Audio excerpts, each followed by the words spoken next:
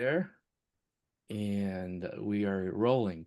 So, hello everyone, and welcome to our October 2025 webinar. My name is Anthony Mills. I'm the Executive Director of GINI, Global Innovation Institute. As most of you know, GINI is the world's leading professional certification and business accreditation organization in the field of applied business innovation.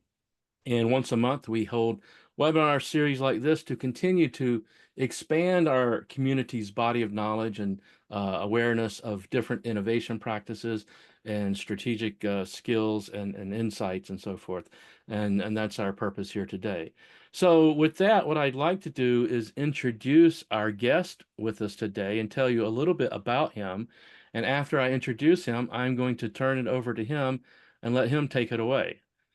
So our guest today is Dr. Geoffrey Moore. Geoffrey is a best-selling author, renowned public speaker, and trusted advisor, recognized for his profound understanding of the dynamics of disruptive innovation and the strategies needed to capitalize on them. For over 35 years now, he has consulted primarily to the high-tech sector on this very subject.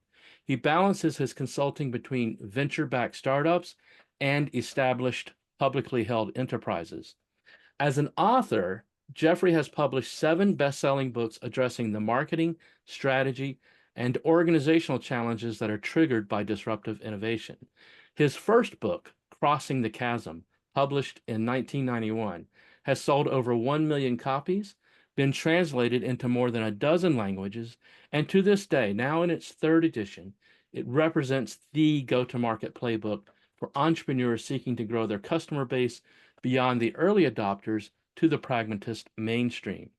His most recent book, Zone to Win, written in collaboration with the executive teams at Salesforce and Microsoft, addresses the challenges that publicly held enterprises face, balancing commitments to profitable but aging legacy lines of business with promising next-generation opportunities that require deep investment to get up to scale.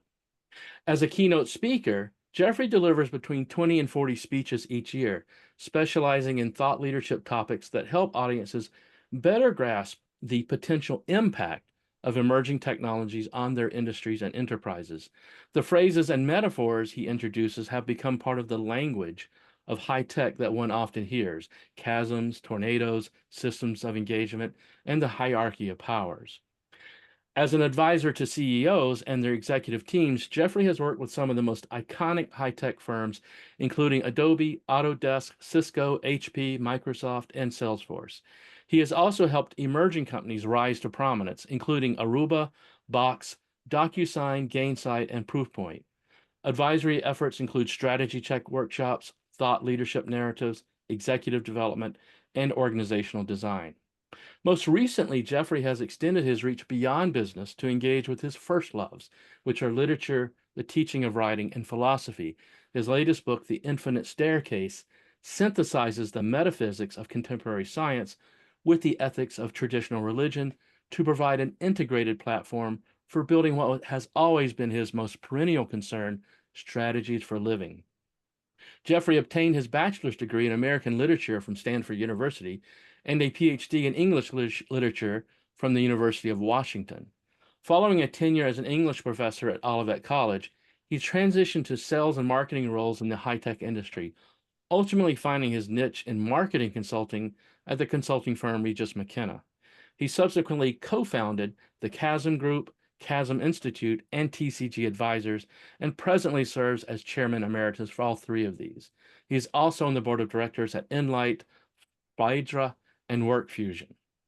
Today, Geoffrey is going to be sharing select insights from his book, Zone to Win, on exactly how to catch the right next wave and thereafter effectively capitalize on it, all the while protecting our existing core businesses.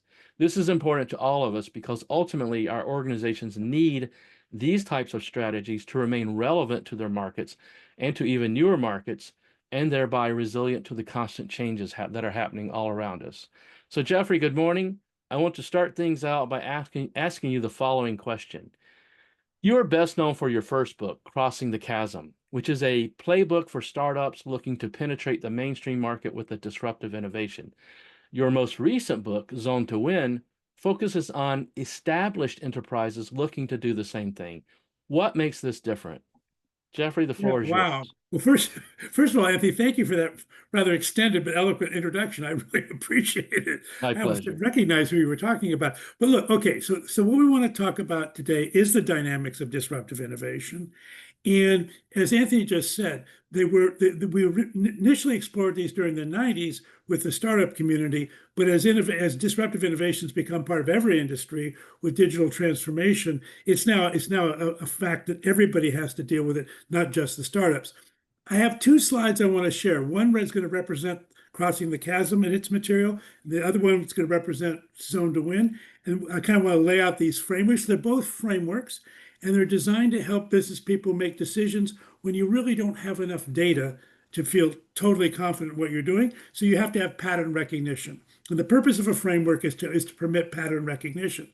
So with that in mind, let me bring up the slide I want here. It's not quite what I'm, hold on.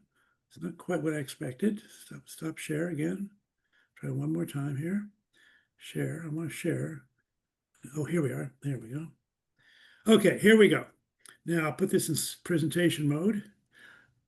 And okay, so this is the first of the two slides. And this actually is the technology adoption life cycle. And it's the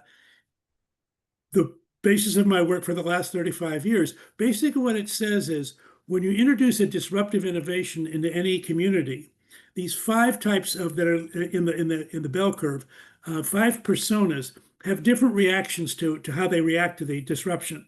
The technology enthusiasts and the visionaries both are excited by it. They are drawn toward it.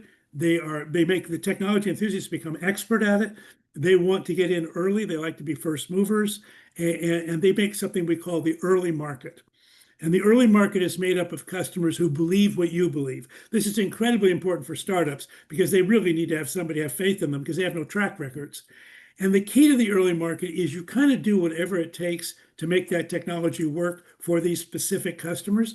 So they don't have any budget for your technology. They have a budget for what they call special projects. And so it's a project playbook market. You do the project, even if you're a product company, at this point, you treat everything as a project. There's no ecosystem yet to support your technology. There's a lot of work that still has to be done. So that's what you do. And the sales cycle requires you to help the customer create budget, and then they dedicate that budget to you. It's a wonderful time in the marketplace if you're a high tech person, but it's a handful of customers. And then the rest of the market says, okay, I've seen what's happened here. It's pretty remarkable, but I'm not sure it's ready for prime time. I'm not really sure. I don't see any references. I don't see other people in production. And so that created something we called the chasm. And the chasm is a period of just delay and hesitation.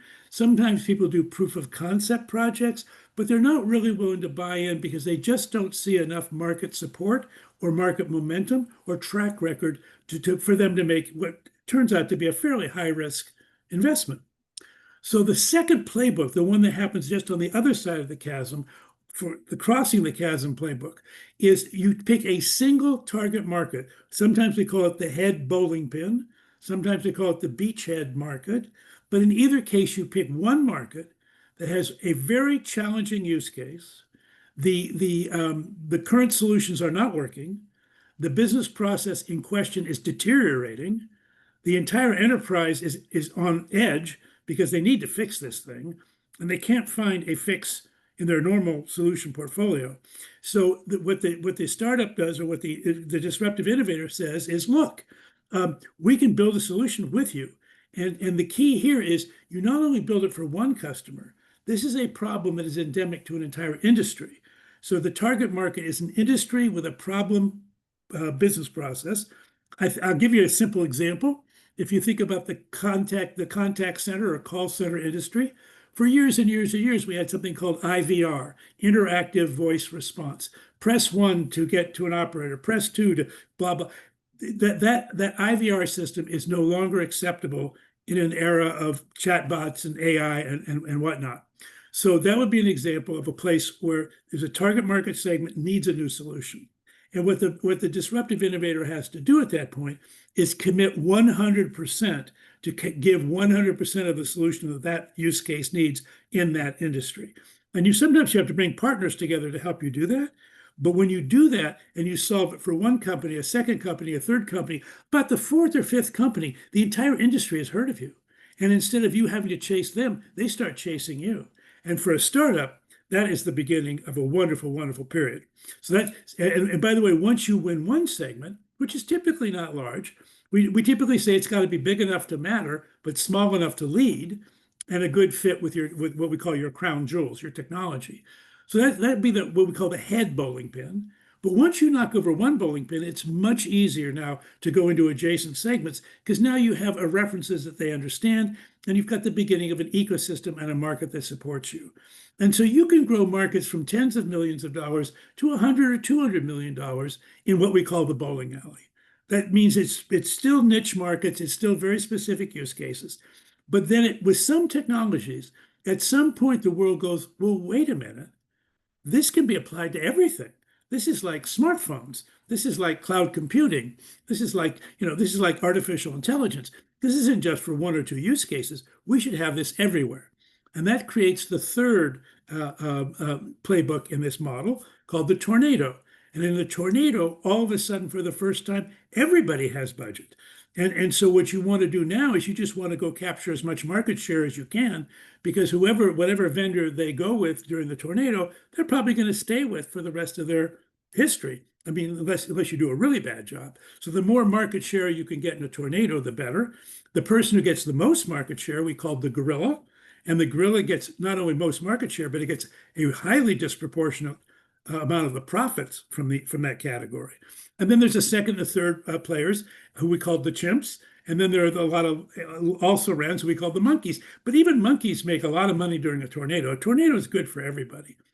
But the tornado lasts maybe 3, 4, 5, 6 years until kind of everybody is kind of on the other side of it. It's not that they've finished buying. They're going to buy for the next 20 or 30 years. But they've bought it from the first time. They've picked their vendor. They're on their path, whatever. And that leads to the fourth path, which is Main Street. And that's particularly now in an era where we're delivering a lot of technology as a service, software as a service, cloud providing as a service, even artificial intelligence as a service. Then we have a fourth playbook, which has a lot to do with customer success, managing the service relationship. And now people have budgets, and it's pretty much dedicated to their current vendors. So the object there is to continue to earn the right to do it. So the reason I put this up, these are the dynamics of disruptive innovation. And what they show is that there's a playbook you have to run. If you're in an established enterprise, you have to run multiple playbooks at the same time, because your legacy businesses, the ones that Anthony just described as maybe a little bit old, but still highly profitable and frankly hugely valuable to your customers, you still have to commit to those. You still have to invest in those. Now, your investors are looking for more and more profits from those. And the challenge comes when you now have to take a bunch of those profits, and instead of giving them to investors, you have to put them into the next generation of technology. This makes public investors very, very cranky, and it makes it very hard for public companies to really totally commit to a disruptive innovation. So the question then would be, how could you, having been successful with one wave of technology, now another one's coming along, how in the world would you organize your company to be able to prosecute these opportunities without alienating either your customers or your employees or your partners or your investors? And it turns out it's a really tough problem. Now, the good news is, as Anthony mentioned, this book, Zone to Win, we tackled this problem with two of the best executive teams I know, the ones that Mark Benioff's team at Salesforce and Satya Nadella's team at Microsoft. And that allowed us to create a model we called Zone to Win. And Zone to Win is a pretty simple idea. The stuff on the right is your current business. And we developed it, we put it into two zones.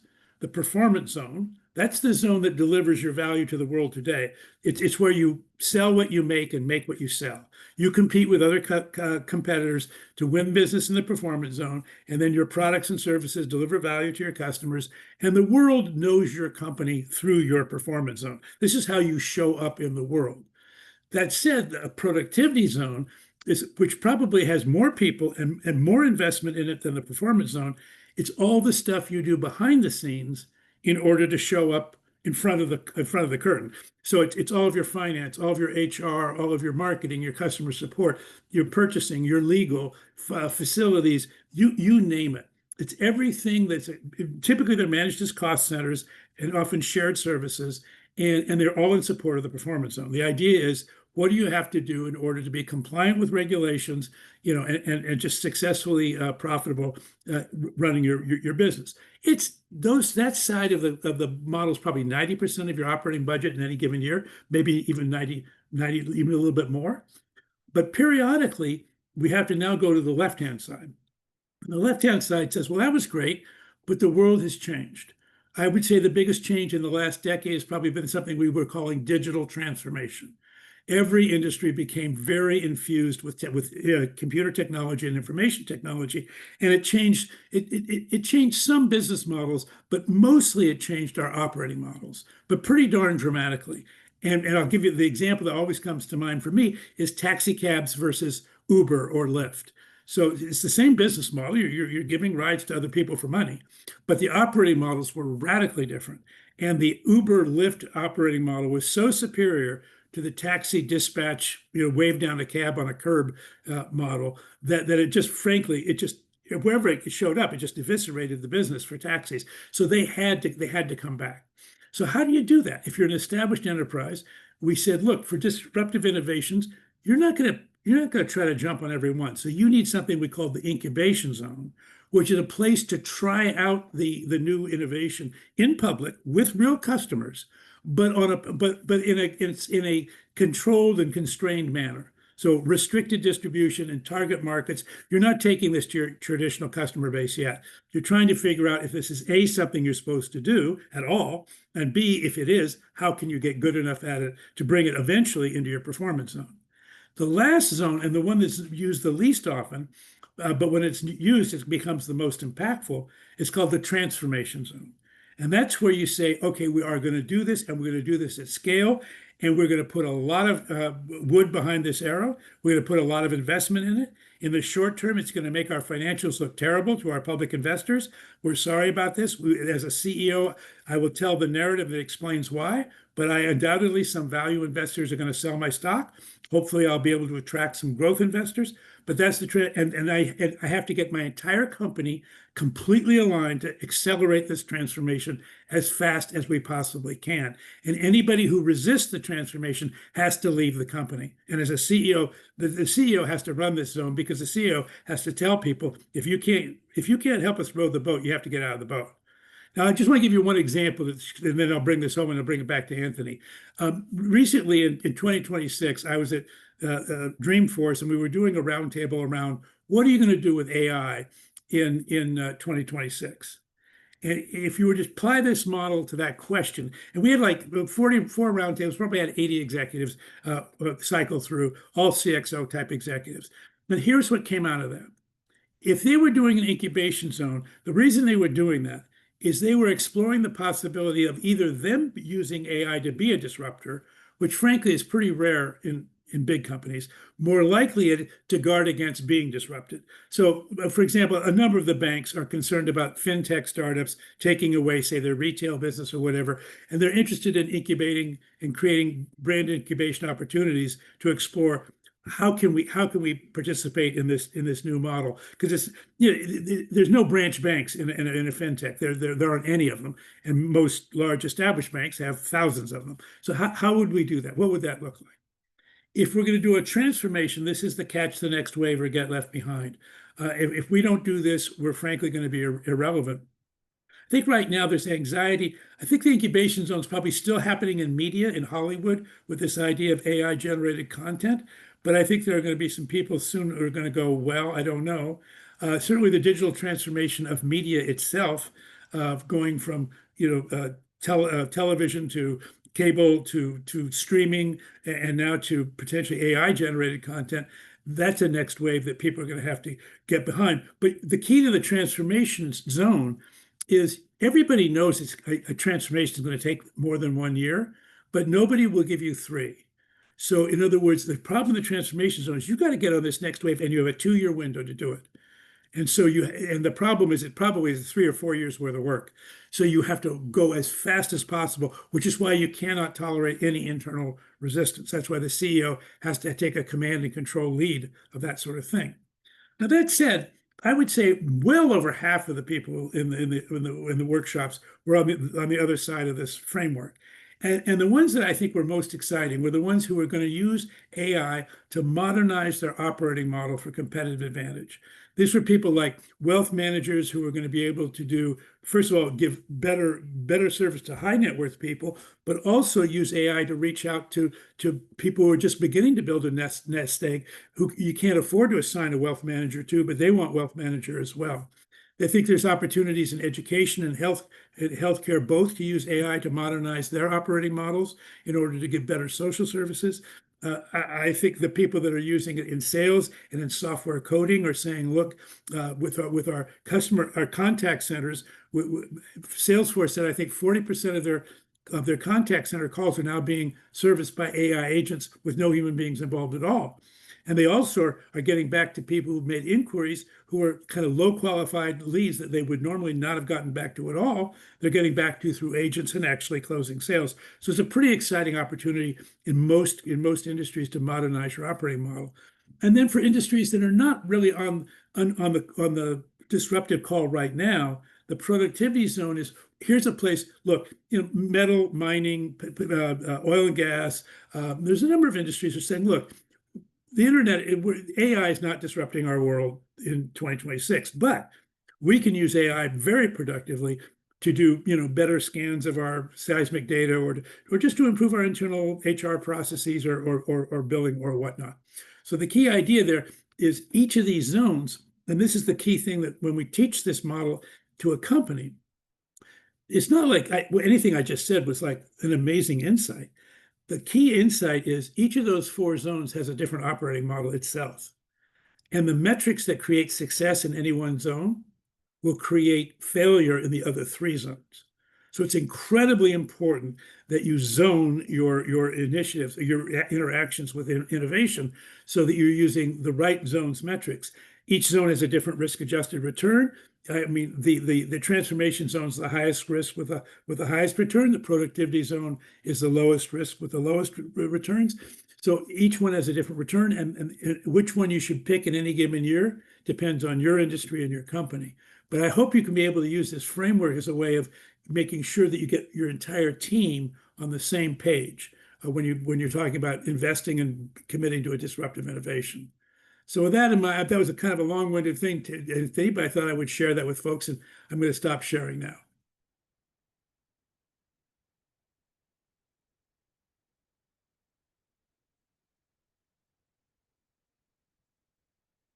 Oh, I can't hear you. I can't hear you for some reason. Yes, thank you. I was muting myself. Thank you. That was very insightful. So what we're going to do now is I'd like to open the floor to our audience for any questions you have for Geoffrey and comments and things specifically you want to ask and talk about, and we'll get to those. Let me sort of kick things off with a few questions of my own and let Geoffrey sort of address those, and then we'll get to some of those other questions. So my first question is, I have several, so my brain just goes 100 miles an hour with lots of questions. But okay, so you talked about the CEO sort of spearheading that transformation zone and probably giving some oversight to that incubation zone as well.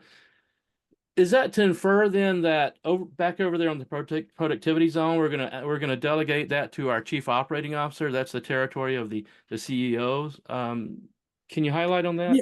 Yeah. I think particularly in times of disruptive innovation, the CEO has to have a bench, has to have, and it's typically, by the way, the performance zone is typically run by a chief product officer. This is tech, a chief product officer and a chief revenue officer.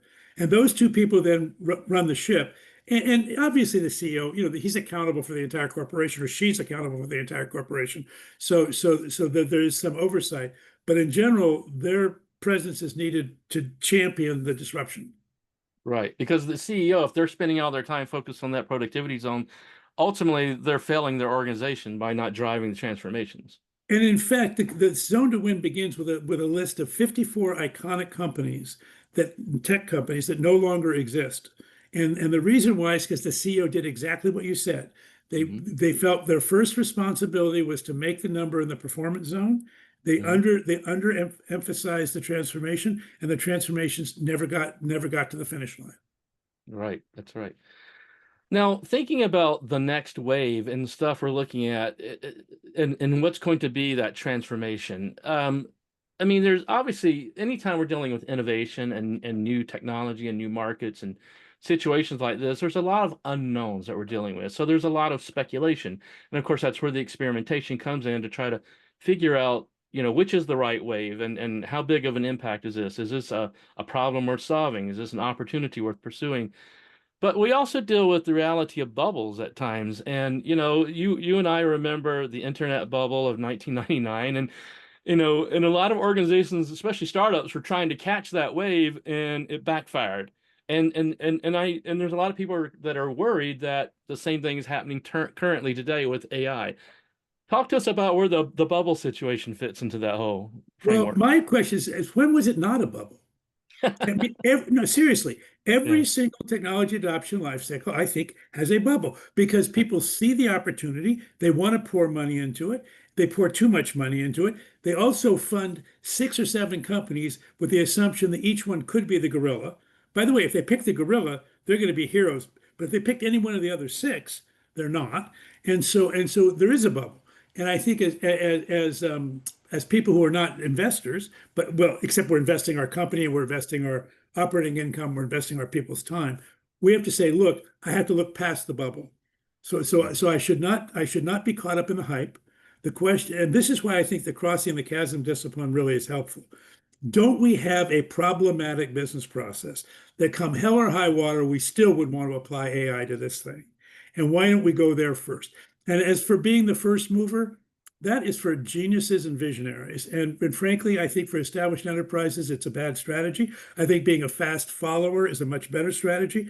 And fast follower implies after the bubble has popped, and now we're coming back. Because by the way, after the bubble pops, the thing does end up being big. I mean, the internet, as you kind of noticed, it's a pretty big thing. Good But thing. but Yeah. it went through its collapse. Yes. Right, and you're right. I mean, the internet was completely transformative of society. So what we'd call transformative innovation, right? It transformed how society operates. And so it was big, but yeah, it seems like we have to get through all the noise and hype and the bubbles of all that. And I think the same thing's happening with AI. AI is going to be a transformative innovation in its many different incarnations and forms, but yeah, we're having to get through that. But I think you're 100% right in terms of we have to focus on what's just the right thing to do, the first principles here regardless of the hype, and see beyond the bubble, see beyond the hype. You're right. Now, one more question, and then I'll get to some of the audience questions. Is you mentioned that 2-year window, but I'm going to ask you, might there be some exceptions to that? And one organization I think of in particular is Apple, because they seem to take 4 years to get to that point. So how does that fit with I your think it frame? really worked. I think at the end of the second year, you have to be in the positive territory. In other words, you don't have to be through the thing, but what you can't do is enter the third year still going downhill. Okay. And because at that point people just they just the elasticity just doesn't carry you over. So what that means is if you are first of all, it means don't start a transformation too early. Keep it in the incubation zone as long as you can, because once you start the clock, now you've announced the transformational initiative. The second thing is when you do start the clock, put everybody on an 8-quarter timeline and, Hmm. and say, look, at the 8th quarter, we at least have to have these metrics. And by the Hmm. way, that means in the 7th quarter, they probably ought to be here, the 6th, the 5th, the 4th, the 3rd, the 2nd. Oh my gosh, we're already 2 quarters behind and we haven't started. And that's sort of the spirit. Okay. So in our community here, Waleed has a question, and a lot of the people hail from different public sector organizations as well. So he wants to know, how where do governments and different ministries like ministries of education, where do they fit in all of this? I mean, they deliver a lot of services and so forth, and so related to AI and how it is, and how they will be impacting education, for example, he's guessing that grassroots it's a grassroots revamping of the process. Are they just should they just keep watching? Are they victims of the situation, or should government organizations be doing something too? Well, yeah, I mean, look, the two places, at least in America, that I think that AI can have the biggest impact on social services are healthcare and education. And in each case, the providers, the teachers and the doctors and the nurses and practitioners are horribly, horribly, horribly overworked. Because both education and health want to be handled individualistically with a high degree of customization per person or personalization. But you have 25, 30 kids in a classroom. A doctor is seeing 15 patients a day or whatever. That just doesn't work. And so digital transformation is at least, and we have now the healthcare record in healthcare. We don't have a really very good record yet in education in our system, but potentially there could be. And by the way, there's a company, there's a fellow out here in my neck of the woods. I live in Silicon Valley, named Sal Khan, and he's got something called the Khan Academy, which has been very proactive about their AI assistants called Khan Amigo, and it's an incredibly valuable tutoring assistant for kids. So there's real value that doctors can use for diagnostic purposes, and we can offload frequently asked questions. We can have intelligent agents answering healthcare questions. They can help with AI can help with scheduling. It can help with an enormous number of places. So the issue then becomes, how compelled is the Ministry of Education or the Ministry of Health to up its ability to deliver valuable services to the population? Because the population wants more than whatever you're giving them. The population would like more of it, a lot more of it. But it's hard to afford, and it's hard to get the people to do it. So I think it's a huge opportunity. Now, the anxiety around it, just to make close on that, is if doctors start using chatbots to do diagnosis, or teachers ask AI to write their lesson plans, isn't everything going to kind of degrade and become more and more mediocre? And the answer is, if that's what they do, yes, it will. So one of the things they talk about is something called ICA, intelligence consulting activity. I can't remember exact. I think it's intelligent consulting activity. But what it means is, if you're a teacher or a doctor or a business professional, before you ask AI a question, try to answer it yourself first. And then use AI as a colleague to test the quality of your diagnosis, or test the quality of your lesson plan, or whatever, as opposed to try to outsource your job to an AI agent, which is not a good idea. Right, yeah. So there's obviously a lot of challenges and opportunities ahead of these different government organizations and ministries to really think intelligently and critically about how they can leverage such tools to really deliver on their mission more effectively. And I've heard of teachers, for example, not necessarily change, not having AI develop their lessons plans, but doing versions of their lessons plans that are geared toward different learning styles. So those who are more auditory learners or visual learners, they deliver customized learning program packages to them that speak to that learning style. And I think that's a great. And by the way, you just made me think of one other point. I know there's a lot of anxiety about AI reducing jobs in the workforce. But in healthcare and in teaching, it would increase the number of people entering the profession. Because right now it is such a burnout profession that even though you might be motivated to want to teach or be a healthcare professional, it's a really tough hill to climb. But if you said, no, we're going to arm you with the latest and greatest AI tools, I think you could get twice as many teachers and twice as many healthcare providers, which would be great for everybody. It would be, yes. And then AI could help us figure out how to structure the budgets to, operate that. Yes. So here's a comment from Barbara in our community. She said, "This is great. Thank you. What do you recommend in a company going through big changes and some are not on board or open to that change? How do those who are on board, but not the CEO, for example, and so the people who are on board, they can't fire people. How do they deal with the coworkers who are resistant to the transformation? Are there techniques we can use to help them get on board?" This is really, by the way, this is kind of a large part where the zone model comes from. Just leave the transformation zone out for the moment, because if we're not the CEO, we don't have access to it. That leaves us with three other zones. So, and Barbara, it sounds like you're a good fit for the incubation zone. You want to explore these boundaries. So in the incubation zone, the idea is to say, we're going to initially work, we're going to take that crossing the chasm model. We're going to start by working with what we call the early market, which are people who believe what you believe, and who want to further this thing. And you create what we try to call lighthouse reference accounts. But in your company, it would be processes that you have re-engineered. People have had great success with it. Then you have the problem of crossing the chasm. You're kind of like a startup, and you kind of have to act like an entrepreneur. You can't get, there's going to be a bunch of people who are going to be highly resistant to the change. They're called the late adopters. They're not available to you right now. But who is available to you is what we call pragmatists in pain. These are people who are saddled with a business process that, frankly, is so mind-numbing. It's so just it's demoralizing. It's tiring. It's budget sucking. And you say, okay, we're going to help you with, and then you do the whole product approach for those people. And you're trying to create your own bowling alley inside your own company. And also, let's just be clear, late adopters aren't bad. Late adopters have just said, look, I've got stuff I'm worrying about right now. I just don't have time for whatever it is you want to talk to me about. So it's not, and by the way, they're often in the productivity zone, running a conservative approach to an established process. They're applying Six Sigma optimization to things. I mean, God bless, it's making the company more profitable. It's good, but they're not your customers, not for quite a while. What you can't let them do though is demoralize your team. In other words, you got to keep your team just, and therefore don't have your team try to evangelize them because they're not available to be evangelized. Right. Yeah. Find those champions who will serve as your market, act like a startup inside the organization, like you said, and then go after those and not don't waste your energy on the detractors.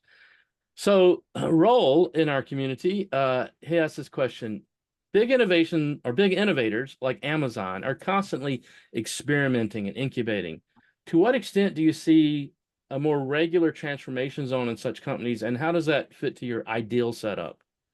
It's interesting. When Jeff Bezos was the CEO, Jeff was just a transformation engine. By the way, so was Steve Jobs. So was Larry Ellison in his day. So was Mark Benioff. So was Reed Hastings at Netflix. I mean, there's been these class of people. They're typically founders, CEOs. They're highly charismatic, and they're visionary by nature, and they just keep doing it. But I would say in my entire career, I've not met 15. Okay, I mean, in Mm, other words, we're talking about if I take off my socks, I think I can count them all on my fingers and toes. So therefore, and I probably know, I don't know, 500 CEOs, something like that. So I know a lot. So anyway, the point is, most people don't have that charter. Most people's job is not, and frankly, customers don't need IBM or don't need General Motors to be the next first mover. What they need them to do is to keep up. And the mm, problem is because the bigger you are as a legacy company, the stronger your franchise is, the more inertial momentum behind your existing business, the harder it is for you to onboard the next disruption. And so that kind of leadership, and I would say Lou Gerstner's reentry into IBM in the 90s was a classic example of somebody, they were stuck in a hardware model. They needed to get to software and services, and Lou got them there. But he didn't invent software and services. He got them back in the game. Right now, I think Mary Barra and Jim, the guy for Jim, I'm forgetting his last name at the moment. Anyway, they're both trying to lead their companies to take on, Elon Musk and Tesla and all the folks in China who are doing EVs. So that's the kind of leadership I think is more often necessary in the transformation zone. okay. And do you see it helpful? I mean, in a lot of these cases, that CEO may need to be helping to champion new business units. Like, yeah, like a lot of the new things don't necessarily fit an existing business unit. It's a different business unit. Or maybe not. I mean, what percentage of the time do these new transformations need a completely different business unit versus reintegrating back into the existing ones? It's a really great question. So if you look at Apple, look, music needed a new business unit, right? Yeah. From Mac. And then frankly, the phone needed a new business unit from music. Mhm. iPad did not. iPad basically could be part of the Mac business unit. So if it doesn't need a new business unit, so you may not need to have a CEO-led transformation, because if it gets to enough scale, an existing business unit will say, well, you can add that to my portfolio. What they don't want to do is add it too soon. Because the problem with taking a subscale business into the performance zone is now you're taking a lot of your precious resources, typically sales resources, but also support resources, and they're spending an awful lot of time on deals that in the short term are not very big. And so it's hard to do that. So that's why you want to scale it as much as you can in the incubation zone. But if it's going to go into an existing business unit, Then you do a transition effort. For a couple of years, you give it overlay Salesforces, you give it, I mean, and this is B2B model, but get overlay Salesforces, extra support, extra marketing dollars, et cetera, going forward. I don't think we should use Steve Jobs and Jeff Bezos as our role models for CEOs. They're just, it's like using Shohei Ohtani as your role model for a baseball player. Well, he's the best baseball player in the world. Tiger Woods is a model for a golfer. Well, he's the best golfer I think I've ever seen. That's not a good role model. Yeah. So that would thinking real quick about that incubation zone. Do the companies that are structured to do this well, they tend to have special teams they're focused on getting these things to a certain scale before they hand them off into those existing business units. Is that correct? That's correct. And by the way, this was a huge innovation because when I started in business in the 80s and 90s, most technology innovation was done in corporate labs. Mm-hmm. So there was Xerox PARC, there was Bell Labs, there was Nokia Labs, there was HP Labs, there was IBM Labs, there was Tech Research. I mean, these were incredibly innovative places to be. Mm-hmm. But the problem was they created, Xerox invented the Macintosh. Apple did not invent the Macintosh. Right. But Xerox could not get it to scale because the corporate lab never took anything to market. They always wanted to put it into the performance zone to take it to market, and the performance zone is too small. So what we learned was the venture capital startup model of saying in the incubation zone, create startup. I mean, and by the way, it's not an incubation unless you're going for customers. If you're just doing R&D, you're actually still in the productivity zone doing R&D as a cost center. God bless. Mm-hmm. But the incubation zone is no, I'm going to go get customers, which of course scares the pants off of all your productivity zone players because they're thinking these are new contracts. This is not our products they don't conform to every single regulation. We haven't tested them here. We haven't blah blah blah there. And the answer is that's right. That's why it needs its own zone because the operating model for the incubation zone, the productivity zone's operating model kills innovation of that kind. And Mm-hmm. it's trying to help, but it kills it. Yeah, it does. Yes. I mean, the incubation zone is its own little sandbox operating its own way and a different set of rules, like you said earlier. Let me jump over to a question. This is from Moza Al-Kabi. He's a head of strategy and the chief innovation officer at his organization. He says, a year ago, I adopted AI in my innovation management system. It improved the productivity and quantity of ideas when it comes to idea details. It also helps with correlating ideas and guides the submitters to know if this idea already exists or not. My concern is the originality of ideas and the lack of thinking ability with employees. I've also tried running challenges through workshops, but I still can't tell ideas are coming from an AI. So he's concerned about the critical thinking and originality going into that. So his question is, how can he overcome that? Any Well, I thoughts? think two things. First of all, there's that notion about the intelligent consulting agreement but you try to figure it out yourself first before you ask AI and use AI as an advisor. But the other thing I would say is, look, don't worry about how original it is. Get the next question is it a market? Is it a problem we're solving in a market that we can address and that it's appropriate for us to engage with? And if the answer to that is potentially yes, then get your feet dirty as fast as possible. That also will get rid of the also ran the people who haven't really put enough energy into this or haven't really committed to this thing. They will get weeded out by that process. But you have to actually do the process, which means you have to commit time to it, and you take a certain amount of risk anytime you introduce innovation anywhere. So you're gonna be disruptive in some way. So you need to control it, but it can't be so controlled that there's no risk. Without risk, there's no learning. So you have to take risk in order to learn. And so you have to figure out, and the sooner you start taking risk, and this is what venture is all about. Venture is all about get in there as early as you possibly can. And yes, you're going to make mistake and fail fast. By the way, failing fast is a virtue in the incubation zone, but obviously not in any of the other three zones. Right. So that kind of thing. Yeah. Yeah. Yeah. And so I think you're right. I mean, going back to Moza, if he can coach his people to use the AI tools in the way that you've suggested, where it's a peer and you're bouncing off your ideas and testing them there as a research tool, I think that's great. But yes, you obviously want people to do their own critical thinking in this process. So I totally agree. Walid has a question, and I love this question because it's one that sometimes starts a lot of fights. But it's this one.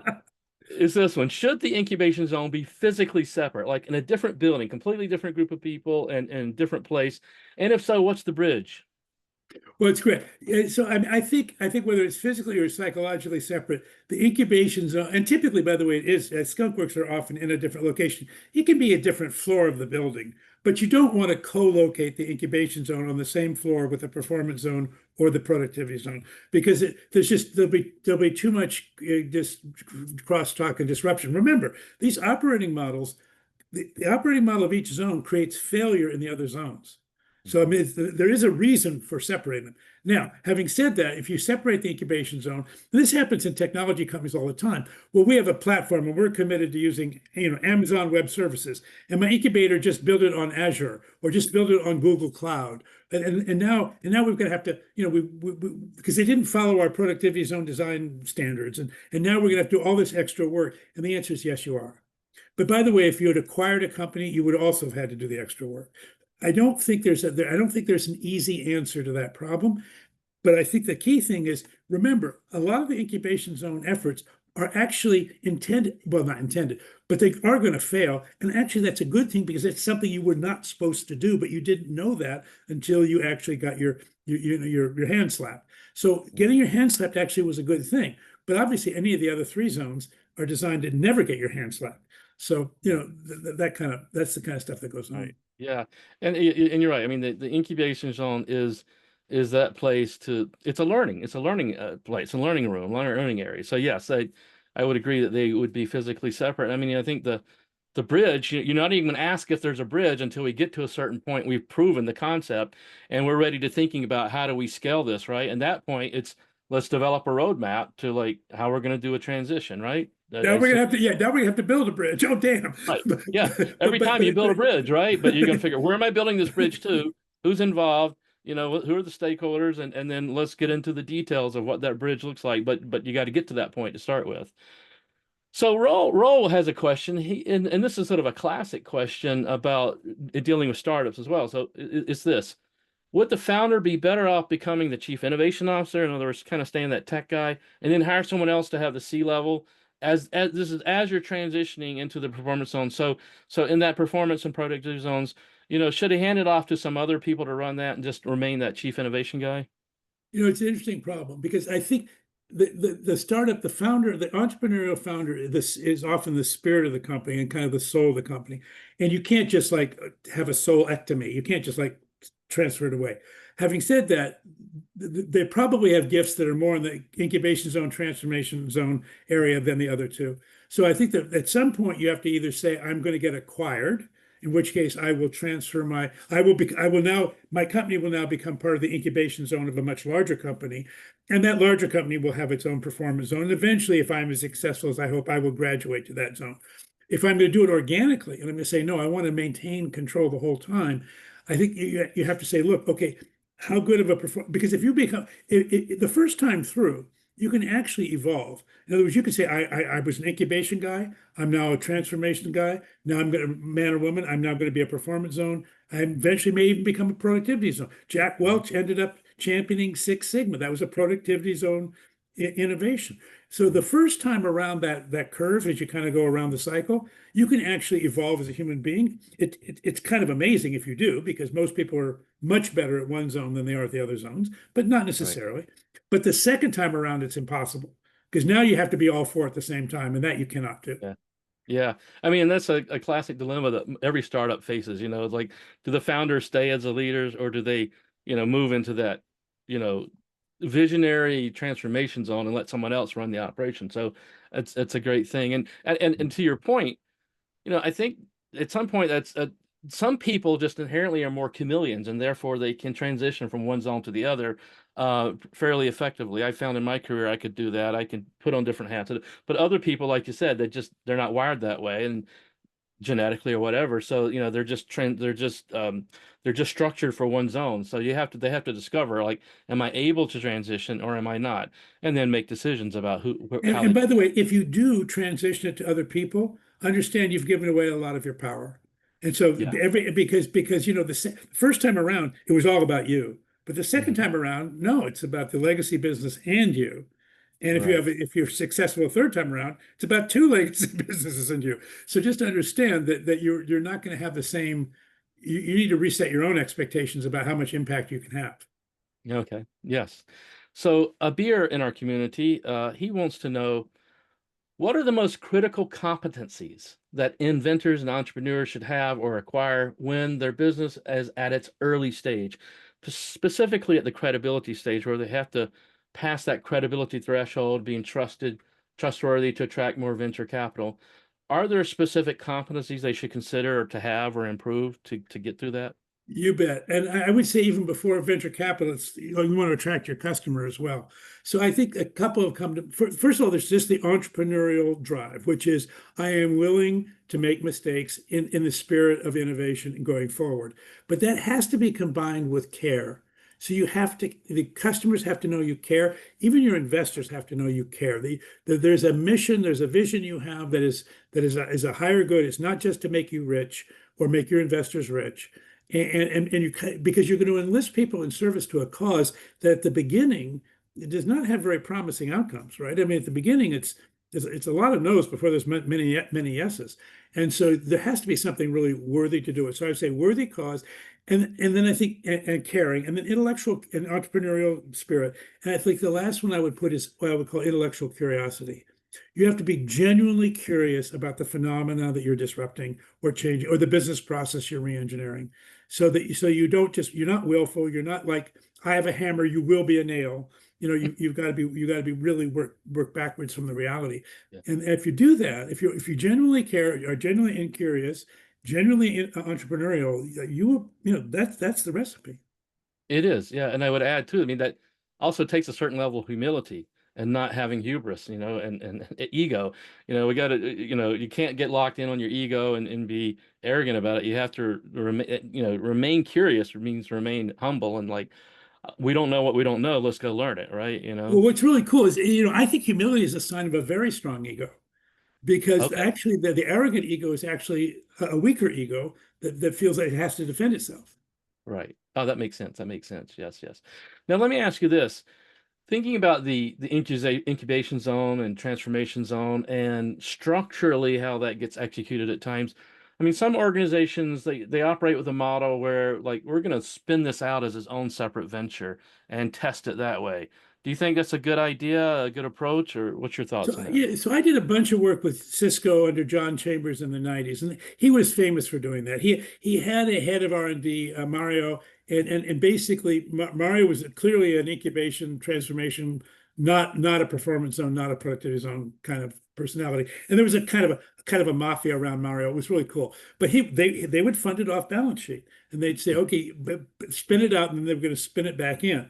Um, that was a particular trusted relationship. I think when other people tried to scale that, it didn't work that way. But what a lot of companies I see doing is they have a venture arm inside the company. It's really Mhm. not designed to be a venture arm to make a lot of money necessarily, but it's designed to get seats on startups to get an early look at technologies and kind of use the startup community as their own incubation zone. Mhm. And then they acquire the companies that they get excited about and take them forward that way.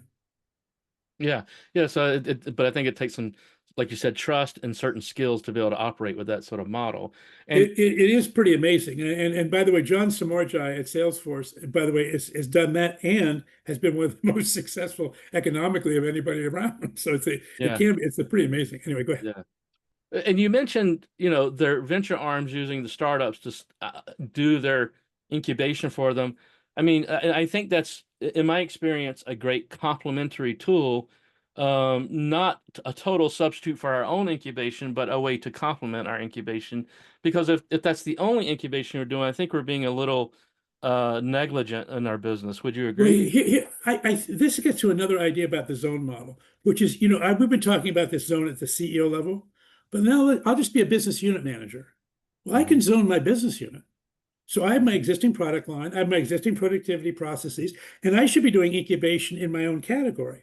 And as Good long point. as the incubation is going to effectively, it's the next Intel chip, it's the next software release from whatever, then I can do that inside my own budget, and that's part of my budgeting. So I think that's where I think the incubation zone should be for disruptions that I am either not suited to or frankly might cannibalize or somehow antagonize my existing business lines. That just creates too much internal tension inside a business unit. So you kind of want to put that in a separate zone.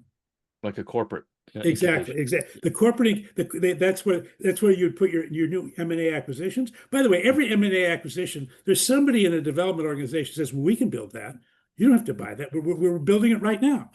Mm-hmm. And the answer is yes, you are, but they've already built it and they're very good at it. So But yeah, it always creates tension, always creates yeah, tension. it's an easier path. So Waleed, we got a time for a few more questions and we'll wrap it up. So Waleed wants to know, how should ideas that are completely away from the core be handled? I mean, jumping from software to hardware, from car making to selling flowers. I mean, something completely. Actually, the case that comes in my mind out of this is Nokia. They started out rubber boots, then rubber tires. Oh, let's get into electronics, and eventually that's phones, and then now it's network equipment. I mean, how do they handle that? Such radical transformation. I think radical transformation needs a different company. I think so. I think going from rubber boots, God bless, if you're in Finland, maybe you had nothing better to do. But going from mobile phones to network equipment isn't crazy. Hmm. That at least you're in the same area. But if they wanted to get into perfumes and cosmetics, I think. Well, I'll tell you the most recent one, Fujifilm. Hmm. Fujifilm, because they saw the death of film, but unlike Kodak, they took that chemistry knowledge and they went into cosmetics because they learned so much about the color of complexions from their photography, they could Hmm. do it. But they had a crown jewel that they were able to take with them that Right. made that possible. That's pretty unusual. Yeah. So setting up different business, completely different companies, I essentially. think so. Yeah, just Uh, yeah, enough. yeah. Yeah. All right. So maybe this is one of our last thoughts here. So Muhammad Al Faris says, my concern with using AI stems from its inability to consistently demonstrate human emotional intelligence.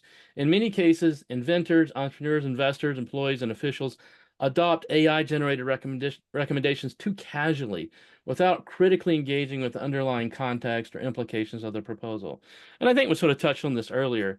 Any other Well, I would comment? say the one thing that I think supports this also, though, is if you think about how large language modules are actually created, they actually take text and they turn it into mathematics, and they turn every word into a token, and they do probability and vicinity kinds of analysis on it.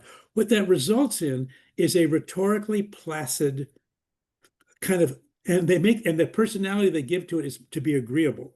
So Hmm. basically, they tend to want to reinforce whatever it is you're saying. They're kind of being a friendly listener to you. So that can Yeah. also cause cognitive decline or emotional decline. Now, the fact that don't say that they can't have emotional qualities though, because you can ask these things to say, write me a memo as an angry person, or write me a memo as a critical person, or as a whatever. They can do that. So Right. I don't think it's the technology so much as the psychology and the sociology of the people that is what we want to work on.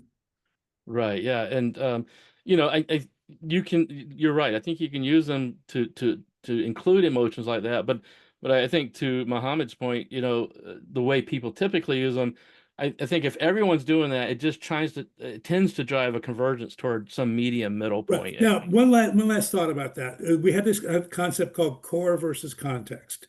Hmm. Core is what makes you different. It's what makes you special. It's your claim to fame. Context is all the other stuff you have to do just to be compliant and a good participant in your industry. I think outsourcing context to AI makes a lot of sense. I think using AI with core, you have to be very careful. Yeah, very good. Okay, so one last comment here from our community, and then I'm going to give you an opportunity to give us a closing thought, Geoffrey. So, Ali Vlock from our community said, thank you so much for sharing, Geoffrey, and for connecting us here. He said, Chasm thinking added much value to our practice over the years, and I'm sure that Zone to Win will help us navigate through the AI tornado. Best wishes from South Africa. So, Well, that's really uh, that's really great. Well, yeah. look, I guess the final thought is, look, both of these things are frameworks, as I said at the beginning. And a framework is intended not to give, it's not a guru, it's not a genius. It's a way of creating a common vocabulary so that you and your team can look at a high risk, low data decision. That's what frameworks are for. If you have a lot of data, usually the data will drive the decision. But when you're in a high risk, low data decision, you need to do pattern recognition. Frameworks is sort of the way of kind of taking the patterns and making them public and shareable and discussable. And that's what they're for. And I hope you can use them in that way. Well, I'm sure they will, and I know these frameworks have been incredibly powerful in so many different organizations. So with that, I just want to thank you, Geoffrey, for being our guest today and sharing these incredible insights with us and having this wonderful conversation. It's been amazing and wonderful. And on behalf of our community around the world, I just want to thank you. And then I want to thank all of our attendees today and those who will watch this recording for being a part of our community and participating. And with that, I will end this webinar and wish everyone a great rest of your day. Thank you very much. Take care.